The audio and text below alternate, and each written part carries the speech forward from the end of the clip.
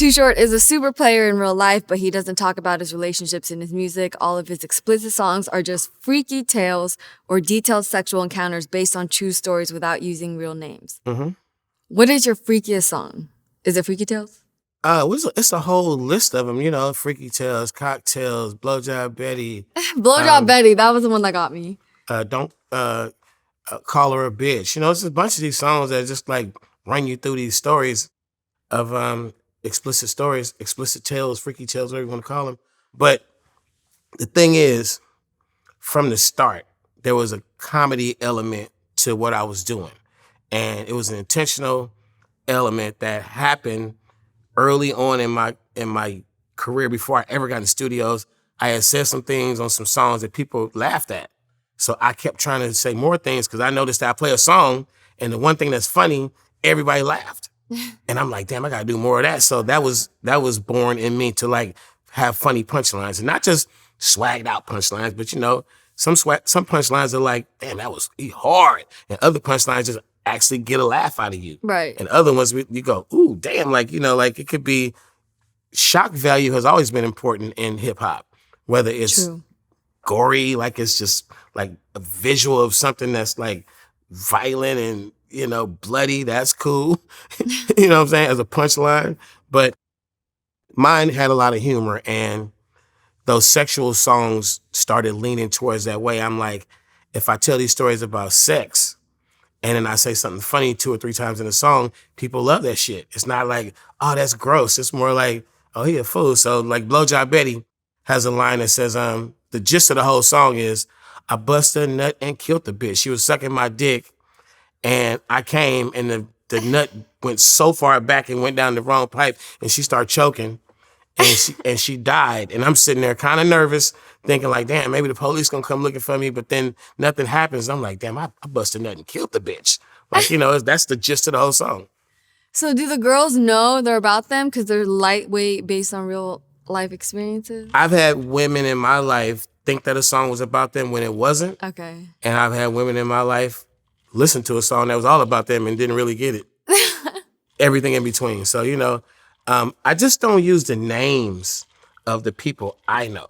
Cause I'm like, even if it's a true story and you know it's you, I'm gonna change. I don't want that shit coming on you or you mad at me and or, you know, we might have had a situation that ended, but damn, who knows if it ain't gonna rekindle 5 years later. Right. I make a song about you ain't fucking with me no more. And then also the story. So if you take a true story, so I can hear a story. My homeboy can tell me a story. And we all sitting at the table playing dominoes and he tell a story about some shit that happened to him last night with a chick and we laughing like a motherfucker. I take a version of what he said and turn it to a Too Short story. I don't even have to tell him that story inspired it. I just twist it a little bit and make it interesting. If he came back and said, man, you put that shit in the song, I'm like, yeah, I do. I've a lot of Too Short is me sitting around listening to the room and people saying crazy, funny shit and I'm with some pimps and they saying slick shit. I'm like, oh, that's going in the song, you know, and that's just how it is. So the humor is very important. For sure. Cause you know, like did Betty just sound good with Blowjob? Cause you know how Plies had Becky and that was a whole thing. I mean, Blowjob Betty is a make-believe character. But then I also, back in the day, I used to have these female characters like Jiggle Jenny, had big ass titties. Even Mac Dre even recycled my Jiggle Jenny. Oh shit. He brought my character back to life, but it would be little names of like, you know, like Belinda the Blender. I just say that shit, Belinda the Blender, because she blended, you know. Yeah. She you know. And then it'd be true stories in there too. Like everybody always actually like at the end of Freaky Tales, the last thing I say in Freaky Tales is but boy, you never had that TP treatment.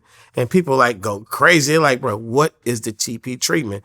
That was somebody's real name. Okay. But I use the initials. And that was a real life. The TP treatment was a real fucking thing. And it was probably like the best goddamn blowjob you would get as a young man in the city of Oakland. Like there was hands down the TP treatment was, that's why they called it the treatment. But TP was her initials. And she was somebody, like she had brothers and sisters and cousins and, you know, if you knew, you knew. You know what the TP treatment was. Like, a lot of people knew. Most people didn't. Is there an art to giving a blowjob?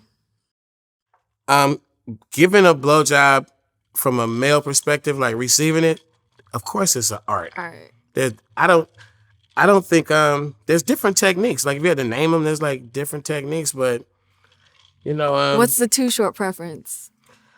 I like a few different styles of it. I mean, there's this one technique that gets a lot of credit, a lot of notoriety. It's like the two hands with all the spitting is sloppy and she just like when guys first get that, when they like, oh shit, I ain't never had that. Like the whole messy, noisy, it's bomb. You gotta sit on a towel or it's gonna mess up the furniture. Just drip all down your legs and shit. You get something to wipe it up. The deep throaters, the gaggers, deep throaters. The deep throaters that don't gag are amazing. And then the gaggers make you feel like, that is a real male ego stroking thing to do, is gag on my dick. And then I get the fucking like yeah, bitch, that in the back of your throat. You know that shit. Then you have the cute, the pretty. So she's so fucking pretty and she's purring and holding it like it's a trophy and it's delicate and she's like, worshiping it like it's her fucking god. I'm like, yeah, bitch. You have the marathon. I was finna ask what your longest blowjob was. Like all nighter, like wake all up, night. Fall asleep. Like I had a chick who I hate to tell these stories. Like I said, I never use names, but I had a girl who that was just her fetish. That was her thing. So she'd do you. This whole interview is not gonna be about sex. No, it's not. She would do you until you came, keep going, come again, keep going. You like, I'm not gonna come again. And she's like, it don't matter. I'm like, I'm watching TV. It don't matter. Like, I'm finna go to sleep. It don't matter. I'm like, it ain't even hard right now. It don't matter. She didn't want to fuck?